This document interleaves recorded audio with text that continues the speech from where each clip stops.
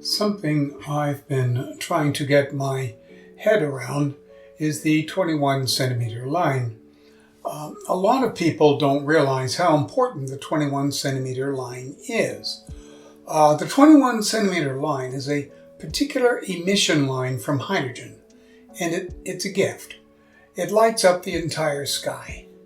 This emission has enabled amateur radio astronomers to do an incredible amount of investigation into the cosmos, the universe itself, structure of galaxies.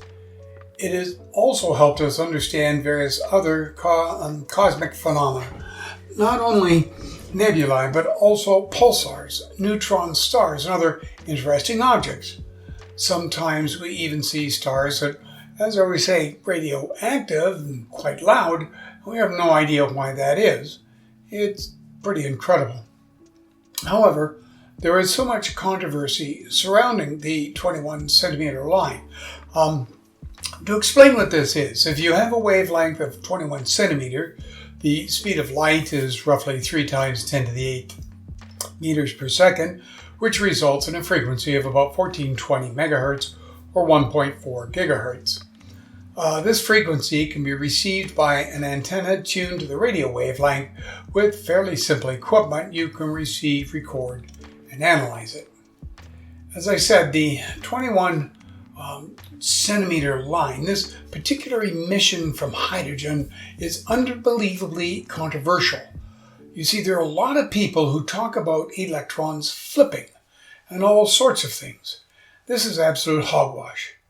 It comes from a paper written in 1928 that discusses the spin of the electron in hydrogen by people who have no idea what they are talking about. The 21 centimeter line comes from the splitting of spectral lines, which was discovered by Zeeman, who won the Nobel Prize in 1902 for this discovery. It relates to the magnetic moment of the proton, the spin and angular momentum of the proton, not the electron. Electrons do not flip and violate the law of the conservation of angular momentum. Things that spin don't automatically flip because of some supposed probability field. What actually happens is that spectral lines are created when hydrogen gas is excited. We take hydrogen under low pressure and subject it to an electric field. The light emitting from it is passed through a slit and a diffraction grating or prism. You can then see the spectral lines of hydrogen. These lines were already well known when Zeeman wrote about the splitting of spectral lines due to the magnetic moment of the proton, leading to the 21 centimeter line. This line corresponds to an energy difference of about 1420 megahertz, and whenever hydrogen gas is present, you'll detect the emission depending on the surrounding magnetic field.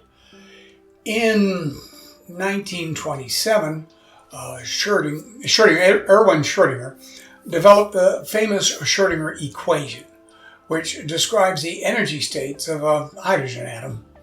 This equation marked a turning point, discrediting the Bohr model of the atom proposed by Niels Bohr.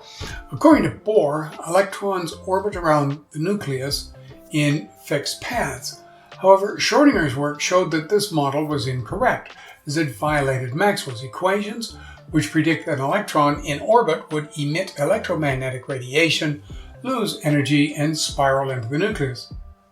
Instead, Schrödinger's equation offered a mathematical model of the atom, rejecting the idea of, fixed electron orbits.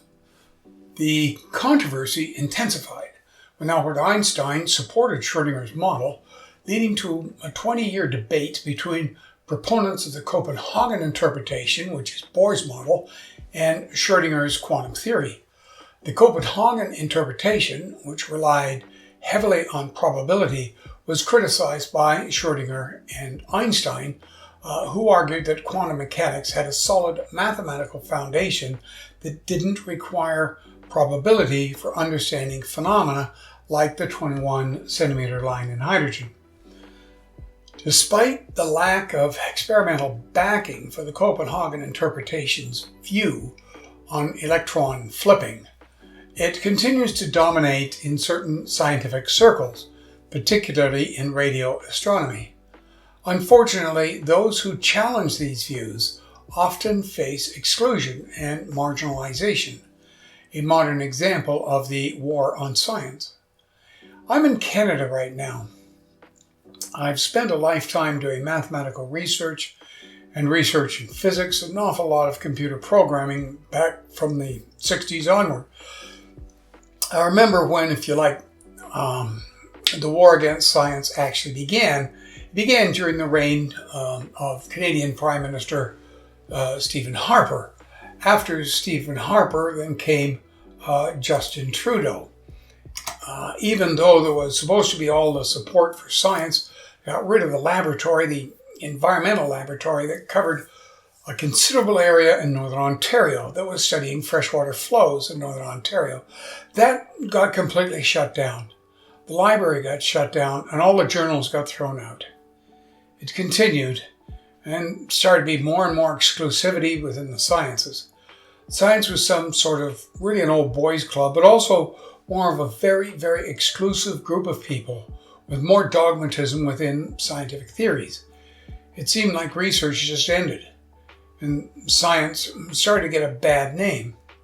For some strange reason, more and more people were excluded from being accepted into the scientific community. People forgot the fundamental premise that science belongs to everybody. In effect, we're all scientists. We all want to know what the truth is. And it doesn't matter what culture you are. I've seen a lot of native cultures, and all of the native cultures that I've seen, including in the South Pacific, as well as Western Canada, are all engaged in a particular type of epistemology to find knowledge and to find truth. It seems that Western knowledge and epistemology is more of this dogmatic fantasy of more and more clickbait that's becoming more and more absurd.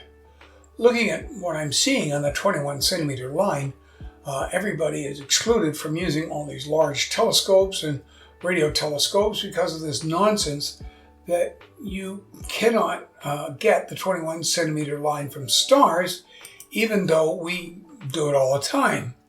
The sun, for example, pumps out a ton of 21 centimeter radio waves that anyone can pick up. I'm trying to find a way to be heard because, of course, I'm blacklisted by every scientific journal on the face of the earth. It took a lot of work to make that happen, but I got her done. I'm building an interferometer on a quarter section with a couple of feed horns placed a half mile apart. That will give me a resolution of approximately 1 minute of arc. I can use this setup to study galaxies and possibly get some spectroscopic data for detecting certain chemicals and the composition of stars. Mostly, I want to examine the rotation profiles of galaxies, including spiral galaxies in the Virgo cluster. Even though my telescope will be the largest in Canada, I don't know how to broadcast this or how to get the public's attention. I'll try reaching out to the local press, local stories in newspapers, or perhaps local colleges, offer courses or field trips. I'm unsure where I'll be able to publish or broadcast my findings, but I'll give it a try. Recently, I attended the annual general meeting of the Canadian Association of Physicists. They were discussing how membership was down and they were trying to increase it, and someone suggested doubling the membership fees. It seemed to me like a counterproductive plan. I find it disappointing that at this stage, Canadian science is at war with its own government. Funding for universities is being cut by hundreds of millions, forcing academics to work harder and publish 10 times more just to keep up. The research, therefore, becomes more and more like clickbait, absurd and unproductive. The war on science is winning, and as a result, modern science has lost credibility with the public.